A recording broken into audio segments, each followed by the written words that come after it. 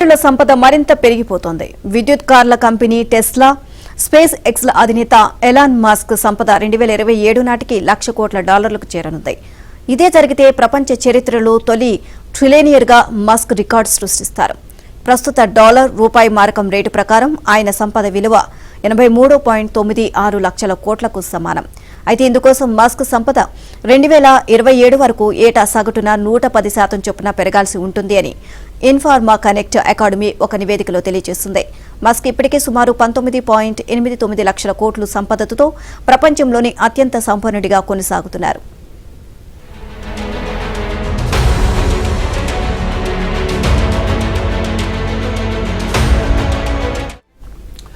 ఇక మన దేశానికి చెందిన ప్రముఖ పారిశ్రామికవేత్తలు గౌతమ్ అదానీ, ముఖేష్ అంబానీ కూడా ఈ స్థాయికి చేరేందుకు పోటీ పడుతున్నారు. గౌతమ్ అదానీ 2028 నాటికి, ముఖేష్ అంబానీ 2033 నాటికి ఈ స్థాయికి చేరే అవకాశం ఉందని ఆ సంస్థ అంచనా. అయితే ఇందుకోసం అదానీ సంపద ఏటా ప్రస్తుత వృద్ధి రేటు 123% చొప్పున పెరగాల్సి ఉంటుంది.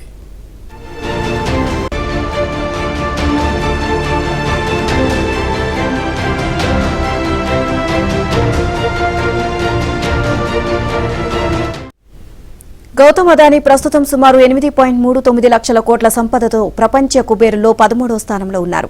ముఖేష్ అంబానీ సుమారు 9.32 లక్షల కోట్ల సంపదతో ప్రస్తుతం ఆసియాలో అత్యంత సంపన్నుడిగా ఉన్నారు.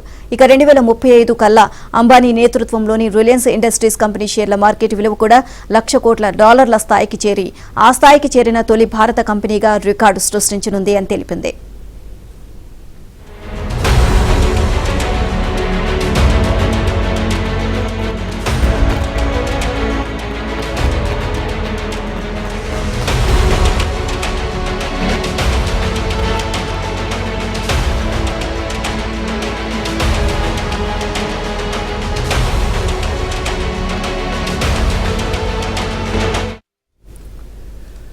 ఎలాన్ మస్క్, గౌతమ్ అదానీ, ముఖేష్ అంబానీలతో పాటు మరికొంతమంది ప్రపంచ పారిశ్రామికవేత్తలు కూడా వెనక ముందుగా ట్రిలియనీర్ల జాబితాలో చేరే అవకాశం ఉందని ఇన్ఫార్మా కనెక్ట్ అకాడమీ తెలిపింది. అమెరికా టెక్ దిగ్గజం ఎన్విడిఐ అధినేత జెన్సెన్ హువాంగ్, ఇండోనేషియా పారిశ్రామికవేత్త ప్రజోగ్ పగెస్టు, ఫ్రెంచ్ వ్యాపారవేత్త ఇక Bernard Arnold, Facebook CEO mark Zuckerberg కూడా ఈ జాబితాలో చేరే అవకాశం ఉందని పేర్కొంది.